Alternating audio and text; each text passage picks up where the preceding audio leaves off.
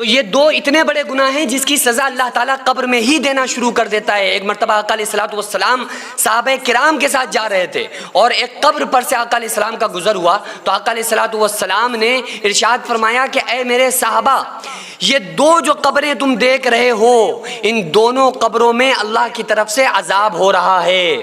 اور یہ عذاب کسی زیادہ بڑی وجہ کی سے نہیں ہو رہا ہے۔ ایسا نہیں کہ بہت بڑے دو گناہ کے کوئی کام کرتے تھے اس لیے عذاب ہو رہا ہو، بلکہ یہ بہت معمولی گناہ سمجھ کر لوگ کرتے ہیں۔ یہ وہ دو گناہ آقا علیہ الصلوۃ والسلام نے بتائے۔ آقا علیہ السلام نے ارشاد فرمایا کہ زیادہ بڑے گناہوں کی وجہ سے ان کی قبروں میں عذاب نہیں ہو رہا ہے، بلکہ دو گناہوں کی وجہ سے ہو رہا ہے۔ ان میں سے ایک بندہ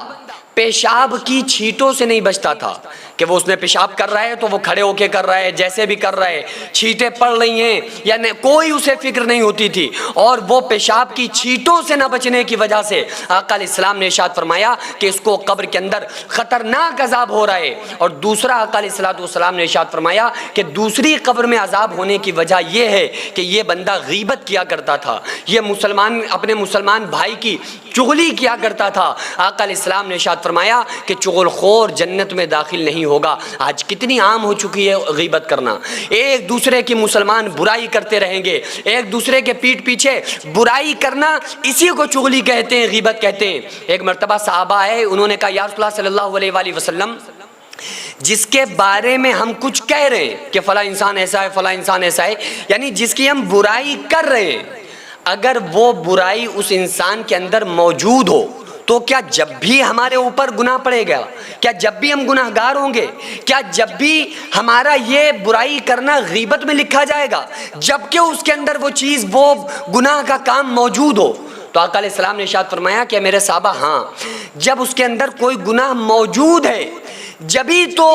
غیبت ہے، اور اگر وہ کام اس کے اندر موجود نہیں ہے، پھر اگر تم اس کی وہ بات کہو گے، وہ بات کرو گے جو اس کے اندر موجود ہی نہیں ہے، تو وہ تو بہتان ہو جائے گا، اور بہتان اس سے بھی زیادہ خطرناک وہ بڑا گناہ ہے۔ آقا علیہ السلام نے ارشاد فرمایا کہ قبر کے اندر جہنم کی آگ کو دکھا دیا جاتا ہے اور جہنم کو کھول دیا جاتا ہے۔ جب گناہگار بندہ قبر کے اندر رکھا جاتا ہے تو اس کے سامنے اللہ تعالیٰ جہنم کو کھولتا ہے اور اس سے کہا جاتا ہے کہ تو نے دنیا میں جو زندگی گزاری تھی وہ اپنی من چاہی زندگی کو گزارا تھا، رب چاہی زندگی نہیں گزاری تھی، اس وجہ سے آج تمہارا یہ ٹھکانہ جہاں تمہیں قبروں سے اٹھنے کے بعد جب اٹھایا جائے گا قبروں سے، والبعث بعد الموت، اس کے بعد جب قیامت قائم ہوگی، اس کے بعد جو تمہارا اصلی ٹھکانہ ہے قبر کے بعد وہ یہ جہنم ہے۔ اور آقا علیہ السلام نے ارشاد فرمایا کہ وہ مردہ اس جہنم کی لپٹ کو، جہنم کی تپش کو اپنی قبر کے اندر محسوس کرتا رہتا ہے۔ اور آپ صلی اللہ علیہ وآلہ وسلم نے ارشاد فرمایا کہ جو نیک بندہ ہوتا ہے اس کے سامنے قبر کے اندر جنت کو عیاں کیا جاتا ہے، ایک جھلک دکھائی جاتی ہے، جنت کو کھول دیا جاتا ہے، اور اس سے کہا جاتا ہے کہ تو نے جو دنیا میں اللہ اس کے رسول صلی اللہ علیہ وآلہ وسلم کے بتائے ہوئے طریقوں پر عمل کیا تھا، اس لیے تو دیکھ لے، تجھے مبارک ہو، خوشخبری ہے تیرے لیے کہ یہ جو تو ٹھکانہ دیکھ رہا ہے یہ وہ جنت ہے جو تیرے اعمال کے بدلے خدا نے تیرے لیے تیار کر کے رکھی ہے۔ ان اللہ اشترى من المؤمنین انفسهم واموالهم بان لهم الجنہ، بے شک اللہ نے مومنوں کے جان اور مال کو جنت کے بدلے میں خرید لیا ہے۔ للذین اتقوا عند ربهم جنات تجری من تحتها الانہار خالدین فیہا وازواج مطہرۃ ورضوان من اللہ واللہ بصیر بالعباد، کہ اللہ فرماتا ہے ان پرہیزگاروں کے لیے، نیک بندوں کے لیے اس کے رب کے یہاں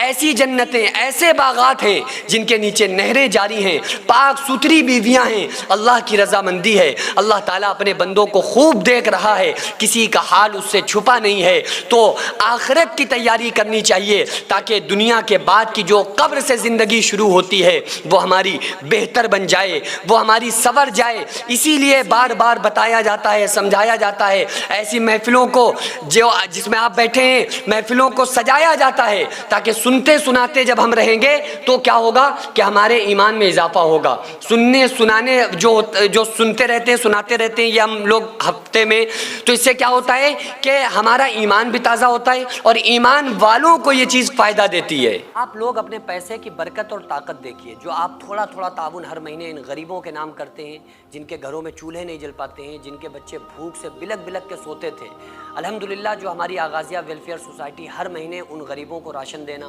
ان بیماروں کا علاج کرانا، یہ تمام کام جو ہماری سوسائٹی کر رہی ہے، اور آپ کی ہوئی مدد سے جو ان غریب گھروں میں کھانا بنتا ہے، تو یہ صرف اللہ کا شکر ادا نہیں کرتے ہیں، بلکہ ہم تمام لوگوں کے لیے خوب ساری دعائیں کرتے ہیں۔ تو اس لیے آپ سے گزارش ہے کہ ہر مہینے ان لاچاروں، بیواؤں اور بچوں کے لیے اتنے پیسے ضرور نکالیں کہ جس سے ان کا چولہا بجھ نہ پائے، اور ہمیشہ وہ لوگ کھاتے پیتے رہیں، اور ہم تمام لوگوں کے لیے وہ دعائیں کرتے رہیں۔ تو آپ لوگ اس سلسلے کو جاری رکھیے، آپ اپنے نام سے، اپنے مرحومین کے نام سے ضرور زیادہ سے زیادہ تعاون کریں۔ اسکرین پر آپ کو جو آغازیہ ویلفیئر سوسائٹی کا اکاؤنٹ نمبر اور اسکینر نظر آ رہا ہے، اس کے ذریعے سے آپ لوگ زیادہ سے زیادہ مدد کریں۔